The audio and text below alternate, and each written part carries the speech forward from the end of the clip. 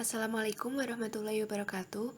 Kami dari kelompok 7 akan mempresentasikan mengenai mata kuliah Islam dan Iptek, bab etos dan kode etik keilmuan. Sebelumnya, saya akan memperkenalkan anggota dari kelompok kami. Yang pertama ada Rina Dwi Astuti, NIM B 200190220, yang nanti akan menjelaskan bagian C 1 dan 2.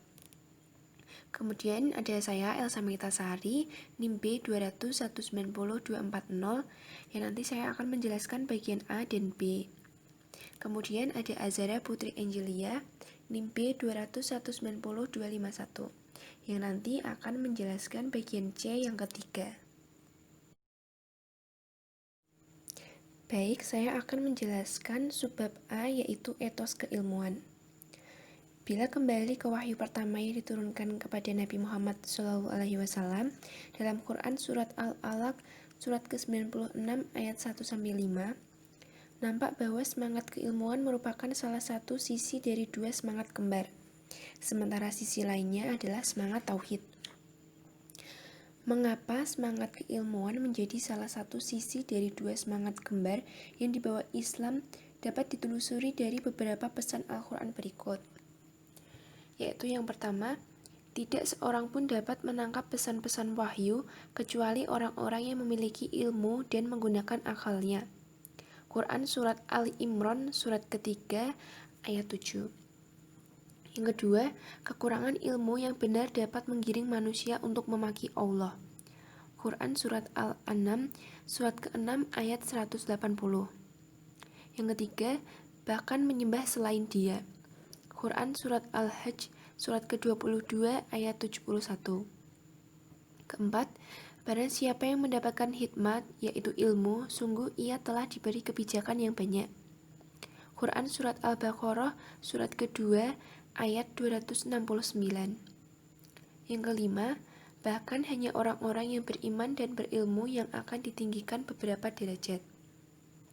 Quran Surat Al-Mujadilah surat ke-58 ayat 11. Keenam, dan hanya orang-orang yang berilmu dan yang benar-benar takut kepada Allah, dan karenanya tetap melangkah di jalan kebijakan. Quran Surat Fatir surat ke-35 ayat 28. Yang terakhir, tak heran bila di antara doa-doanya Nabi Muhammad SAW memohon ditambah dan dikembangkan ilmunya. Quran Surat Toha surat ke-20 ayat 114. Ayat-ayat dan doa Nabi Muhammad SAW yang ada di slide sebelumnya bersama-sama dengan pernyataan beliau yang mengandung anjuran bahkan perintah keilmuan. Kemudian berkembang menjadi etos keilmuan di tengah tradisi muslim masa lalu. Pernyataan beliau yang telah kita kenal antara lain sebagaimana berikut. Yang pertama, mencari ilmu itu wajib bagi setiap muslim. Yang kedua, carilah ilmu sejak dari buayan sampai ke liang lahat.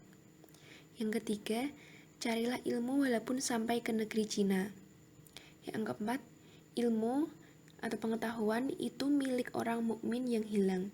Di mana saja ia mendapatkannya, maka ia lebih berhak memilikinya dari yang lain. Yang kelima, barang siapa menempuh jalan untuk menuntut ilmu, maka Allah memudahkan jalannya ke surga. Yang keenam, barang siapa mati ketika sedang mengembangkan ilmu untuk menghidupkan Islam, maka di surga ia sederajat di bawah para nabi. Yang ketujuh, para ilmuwan itu pewaris tugas para nabi. Etos keilmuan itu telah menumbuhkan proses belajar mengajar dan penelitian yang pada gilirannya telah menimbulkan perkembangan ilmu, baik yang lama maupun yang baru, dalam berbagai cabangnya. Kemudian berbagai ilmu itu telah menjadi pendorong perubahan dan perkembangan masyarakat. Selanjutnya, subbab B, kode etik keilmuan. Sebuah tawaran tentang kode etik Islami untuk pengembangan ilmu telah direkomendasikan dalam sebuah seminar internasional tentang pengetahuan dan nilai di Stockholm, Swedia pada tahun 1981. Tawaran kode etik yang dimaksud masih bersifat umum. terdiri dari 10 nilai, yaitu tauhid, keesaan atau kesatuan, khilafah, perwakilan, ibadah, ilm, halal, haram, adil, keadilan, zulm, penindasan, istighlah, kepentingan umum, dan dia, pemborosan atau kesia-siaan. Dari ke-10 nilai itu, nilai yang paling mendasar adalah tauhid, yang biasanya bermakna keesaan Tuhan. Allah itu esa, tidak mempunyai partner, dan tidak ada satupun yang patut disembah kecuali Dia. Dari tauhid lahir nilai khilafah. Allah memberikan mandat kepada manusia untuk menjadi wakilnya di muka bumi, sehingga manusia tidak bebas sebebas-bebasnya, tetapi bertanggung jawab kepada Allah, termasuk dalam kegiatan pengembangan dan penerapan ilmu. Khilafah mengimplisitkan juga pemenuhan tanggung jawab terhadap kebutuhan-kebutuhan manusia dan makhluk lainnya yang disesuaikan dengan kehendak Allah. Pelaksanaan yang tepat terhadap tanggung jawab yang luhur ini sesungguhnya merupakan hakikat sebenarnya dari ibadah. Ibadah yang berarti kontemplasi terhadap keesaan Allah memang banyak manifestasinya.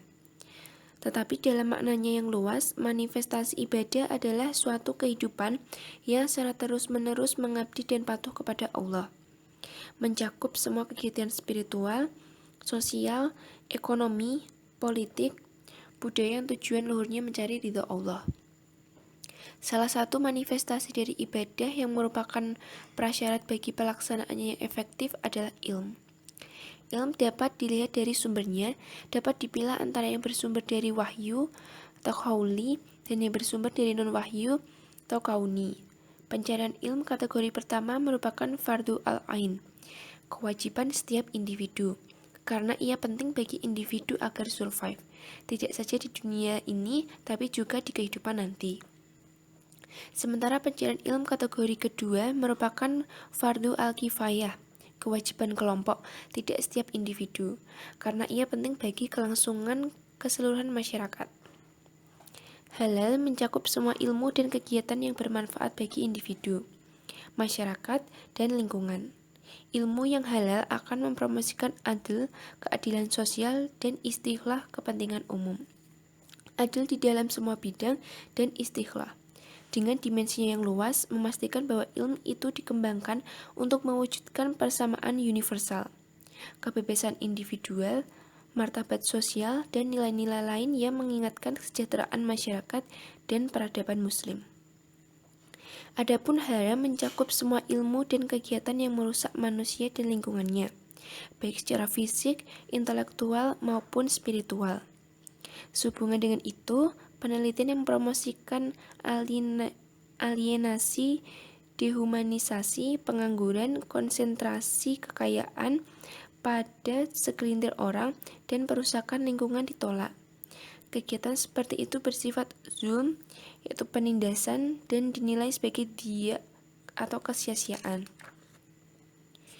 Demikianlah saya telah menjelaskan epistemologi Islam yang darinya dapat diketahui posisi dan peranan akal dan wahyu dalam perspektif pengembangan ilmu, baik sebagai sumber pengetahuan dan atau metode keilmuan maupun sebagai sumber etos keilmuan dan kode etik keilmuan. Selanjutnya, atau yang C, wacana integralisasi keilmuan. Pertama adalah islamisasi ilmu pengetahuan. Islamisasi dimulai melalui kajian mendalam terhadap asas-asas metafisika dan juga epistemologi. Ada 5 maksud islamisasi ilmu Al-Faruqi. Yang pertama adalah menguasai disiplin modern, menguasai warisan Islam, menentukan relevansi Islam, mencari cara-cara melakukan sintetis yang kreatif antara ilmu modern dan ilmu warisan Islam, melancarkan pemikiran Islam ke arah jalan yang boleh membawanya memenuhi kehendak Allah. Kemudian, ada 12 langkah yang perlu dilalui untuk mencapai tujuan mulia menurut Al-Faruqi. Pertama, penguasaan disiplin modern. Kedua, peninjauan disiplin ilmu. Ketiga, penguasaan ilmu warisan. Penguasaan ilmu warisan dari sisi analisis, penentuan relevansi Islam, penilaian secara kritis disiplin modern, penilaian secara kritis ilmu warisan Islam, kajian dan penelitian masalah utama umat Islam, kajian tentang masalah manusia sejagat, melahirkan analisis dan sintetis yang kreatif, pengajuan kembali disiplin, dan yang terakhir harus mendasar dan mensosialisasikan ilmu yang sudah diislamkan. Kedua adalah pengilmuan Islam. Perlu diketahui bahwa ada 3 kepentingan atau perlunya pengilmuan Islam. Yang pertama adalah perlunya Islam sebagai teks atau Al-Quran dan As-Sunnah untuk dihadapkan kepada realitas, baik realitas sehari-hari ataupun realitas ilmiah. Kedua, realitas itu tidak dilihat langsung oleh manusia, melainkan melalui tabir. Ketiga, adanya pengakuan faktor-faktor dari manusia. Selanjutnya adalah proses pengilmuan Islam melalui 2 metode. Yang pertama ada integralisasi, yaitu pengintegralisasian kekayaan keilmuan manusia dengan wahyu atau petunjuk Allah dalam Al-Quran beserta pelaksanaannya dalam sunnah Nabi. Kedua, objektifikasi yang menjadikan pengilmuan Islam sebagai rahmat untuk semua orang. Baik, di sini saya akan menjelaskan tentang poin ketiga, yaitu integrasi interkoneksi yang digagas oleh M. Amin Abdullah. Menurut Amin Abdullah, integrasi interkoneksi merupakan trialektika antara tradisi teks atau hadarat anas, tradisi akademik ilmiah atau hadarat al-ilmu, dan tradisi etik kritis atau hadarat al-falsafah. Epistemologi integrasi dan interkoneksi M. Amin Abdullah secara sistematik terangkum dalam gambar dan skema berikut. Terdapat dalam PPT pojok kanan bawah ya. Pemaknaan interpretatif atas nas, Al-Quran dan hadis tidak meninggalkan aspek the wholeness of reality seperti banyak dikembangkan filsafat, dan juga tidak mengabaikan perspektif-perspektif keilmuan dari berbagai disiplin ilmu yang dimungkinkan ada dan berkembang dalam Muh Nur Ikhwan tahun 2013. Dengan cara demikian, ilmu-ilmu Islam dikembangkan tidak dalam model single entity atau murni teks suci tanpa konteks, tidak dalam model isolated entity atau unit-unit yang tertutup, yakni normativitas teks jalan sendiri, falsafah jalan sendiri, dan ilmu jalan sendiri tanpa jendela interkoneksi dan interkomunikasi. Melainkan, dalam model interconnected entities, ada saling hubungan antar ketiganya. Wuryani tahun 2013 memetakan 3 paradigma tersebut sebagai berikut. Yang pertama yaitu paradigma Mashyab Islamization of Knowledge, sifatnya yaitu subjektif atau Istak dan IUM Malaysia serta beberapa UIN di Indonesia. Tokohnya yaitu Al-Atas dan Ismail Al-Faruqi. Paradigma kedua yaitu Mashyab Scientification of Islam, sifatnya yaitu objektivitas beberapa UIN di Indonesia. Tokohnya yaitu Arkun, Fazlur Rahman, Kunto Wijoyo, dan sebagainya.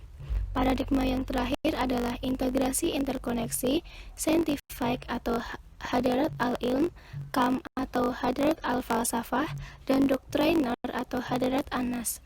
Sifatnya yaitu sirkulatif hermeneutistis antara subjektivitas hadarat anas, objektivitas hadarat al-ilm, dan intersubjektivitas hadarat al-falsafah. UIN Sunan Kalijaga, Yogyakarta. Tokohnya yaitu M. Amin Abdullah.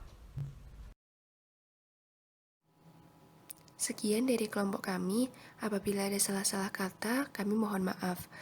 Wassalamualaikum warahmatullahi wabarakatuh. Terima kasih.